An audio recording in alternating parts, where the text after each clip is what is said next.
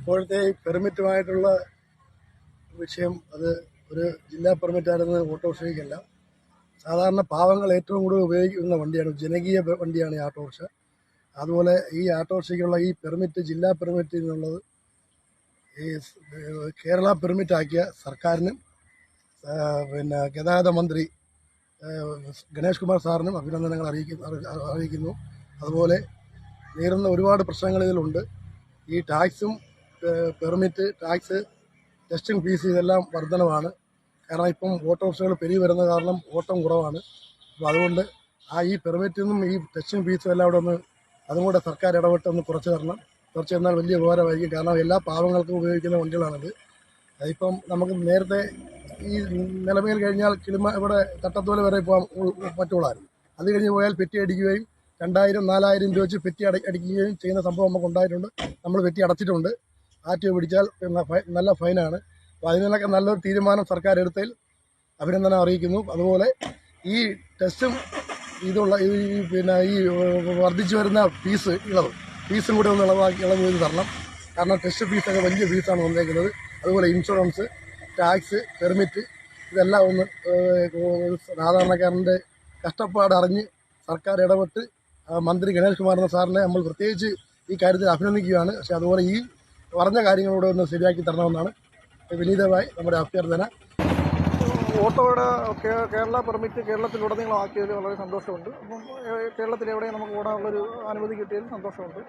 പിന്നെ മാറി വരുന്ന ഇപ്പോൾ ഡീസലിൻ്റെയൊക്കെ വിലയെന്ന് പറഞ്ഞാൽ കുഴിച്ചു മാറുന്ന ഡീസൽ വിലയ്ക്ക് നിലവിലെ റേറ്റ് കൊണ്ട് നമുക്ക് ഓടി എത്തിക്കാനുള്ള ബുദ്ധിമുട്ടുണ്ട്. കാര്യം സാമ്പത്തികമായിട്ട് വളരെ വളരെ പിന്നോട്ടാണ്. ഡീസൽ വില കൂടി വരുന്നതല്ലാതെ നമ്മൾ കിലോമീറ്റർ ചാർജ് ഇതുവരെയും കൂട്ടിയില്ല. അതിനൊരു 5 രൂപയെങ്കിലും വർദ്ധിപ്പിച്ച് തരണമെന്ന് വളരെ നന്നായിരിക്കും. അഭിപ്രായം കൂടെയാണ് നമുക്ക് ഉപയോഗപ്പെടുത്താനുള്ളത്. പിന്നെ ഓൾ കേരള പെർമിറ്റ് ആക്കിയതിൽ വളരെ സന്തോഷമുണ്ട്. നിലവിലത്തെ ഇപ്പോഴുള്ള നമ്മുടെ ആട്ടോ സംസ്ഥാന പെർമിറ്റ് ആക്കുന്നതിനോടാണ് നിലവിൽ നമ്മുടെ ഓൾ കേരള ലെവലിൽ ഓട്ടോ ഓടുന്നതിന് വളരെ അധികം സന്തോഷമാണ്. കാരണം എന്ന് വെച്ചാൽ നിലവിൽ സാധാരണക്കാരൻ്റെ വാഹനമായാണ് ആട്ടോ. അപ്പം തീരെ നിവൃത്തിയില്ലാത്ത ആൾക്കാരാണ് ഏറ്റവും കൂടുതൽ അധികം ദൂരം വിളിച്ചുകൊണ്ട് പോകുന്നത്. കാരണം അവർക്ക് ടാക്സിക്ക് കൊടുക്കാൻ കൂലി കുറവാണ്. അതുകൊണ്ടാണ് അവർ സാധാരണക്കാരൻ്റെ വാഹനമായ ആട്ടോ തിരഞ്ഞെടുക്കുന്നത്.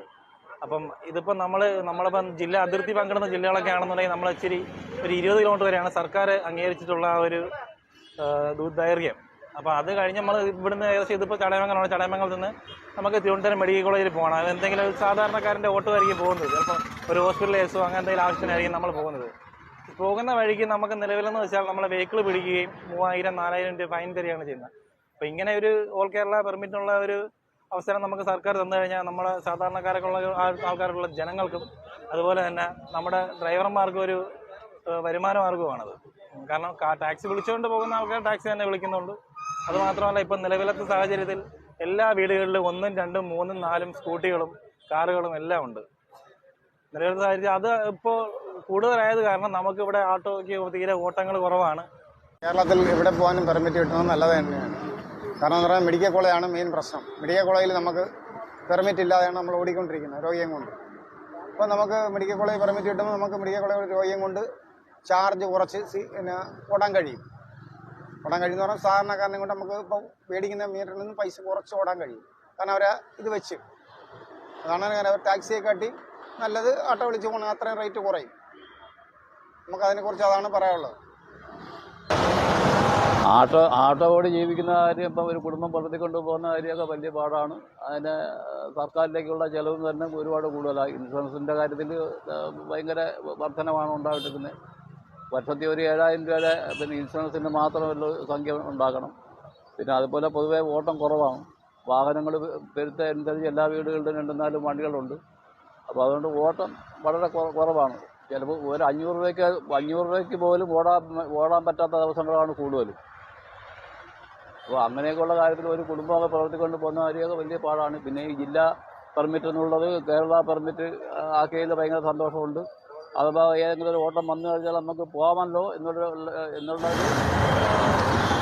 കേരളം മൊത്തം ഓടാനുള്ള ഒരു പെർമിറ്റാണ് ഇപ്പോൾ കിട്ടിയേക്കുന്നത്. അതൊക്കെ അങ്ങനെ കിട്ടിയിട്ടും കാര്യമില്ല. ഇപ്പോൾ 30 രൂപ ആക്കിയിട്ട് മിനിമം ചാർജ് 30 രൂപ ആക്കിയിട്ട് കുറേ കാലങ്ങളായി. 5 രൂപയെങ്കിലും കൂട്ടി കിട്ടാതെ ഇതിന് ഒരു ഉപയോഗമില്ല. കാരണം 100 രൂപയുടെ അടുത്ത് കൊടുത്ത് ഇരിക്കുന്ന എണ്ണയാണ്.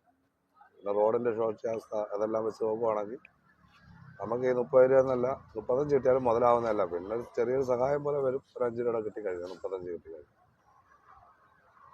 ഇപ്പം കേരളത്തിൽ മൊത്തം ഓടാനുള്ള പെർമിറ്റ് കിട്ടിയിട്ട് ഇവിടെ നിന്ന് കൂടുതലൊന്നും ഓട്ടം പോകില്ലല്ലോ. ഒരു ആട്ടോ പോണത് കൂടി പോയാൽ 50 കിലോമീറ്ററിനകത്തുള്ള ഓട്ടങ്ങളെ പോകും. അതിൽ പുറത്തോട്ട് ഓട്ടോറിക്ഷ പോകില്ല. അതിൽ പുറത്തോട്ട് പോണവർ മറ്റുള്ള വണ്ടികളെയാണ് ആശ്രയിക്കുന്നത്, നമ്മളെ ആശ്രയിക്കത്തില്ല. ഇതാണ് നമ്മുടെ ഒരു മെയിൻ കാര്യം. ഇതാണ് അല്ലേ നിങ്ങൾക്കൂടെ പറയാനുള്ളത്? പെർമിറ്റ് കിട്ടിയത് സന്തോഷം. അതെ, അതിനൊരു സന്തോഷമുണ്ട്. നമുക്ക് സന്തോഷമുണ്ട്. 100 രൂപയുടെ ഡീസൽ അടിച്ചു കഴിഞ്ഞാൽ 30 രൂപ മിനിമം കിലോമീറ്റർ ചാർജിൻ്റെ കൂടി നമുക്ക് മുതലാകത്തില്ല. അത് മിനിമം 5 രൂപയിലും കൂട്ടിത്തരണം. അപ്പോൾ വർഷങ്ങളായിട്ട് 30 രൂപ എന്നുള്ളതിനൊരു മാറ്റമില്ല. അതൊരു 5 രൂപയിലും കൂട്ടി മിനിമം ഒരു 35 രൂപയും കൂടി ആക്കാവുന്നതാണ് അഭിപ്രായം. നമ്മുടെ അക്കൗണ്ട് റോഡൊക്കെ പോയി കഴിഞ്ഞാൽ 100 രൂപ ഡീസൽ അടിച്ചാലും ഇല്ല. പോയി സെക്കൻഡ് ഗിയറിൽ ബസ്സിലേ പോകും. പോയിട്ട് തിരിച്ചു വരുമ്പോൾ ഇല്ല. കാരണം അതാണ് റോഡിൻ്റെ അവസ്ഥ. ചില റോഡിൻ്റെ, എല്ലാ റോഡും അല്ല, ചില റോഡിൻ്റെ. ഇങ്ങനെ 5 രൂപയിലും കൂട്ടി കിട്ടിയാൽ നമുക്കൊരു സഹായം ആയനായിരുന്നു. മറ്റു ഓട്ടോയുടെ കേരള പെർമിറ്റ് മൊത്തത്തിൽ തന്നതിൽ നല്ല കാര്യമാണ്. അത് അംഗീകരിക്കാൻ പറ്റിയ ഒരു കാര്യം തന്നെയാണ്. പക്ഷേ വേറെ വിഷയങ്ങളുണ്ട്. പല സ്റ്റാൻഡുകളിലും ഓട്ടങ്ങളൊന്നും ഇല്ലാത്തൊരവസ്ഥയിലാണ് ഇപ്പോൾ പോയിക്കൊണ്ടിരിക്കുന്നത്. നിത്യോപയോഗം ഇതുകൊണ്ട് ജീവിച്ചിരിക്കുന്ന ഓട്ടോ ഡ്രൈവർമാർക്ക് ഇതൊരു വലിയ ബാധ്യതയായി തീരുകയാണ് ചെയ്തുകൊണ്ടിരിക്കുന്നത്.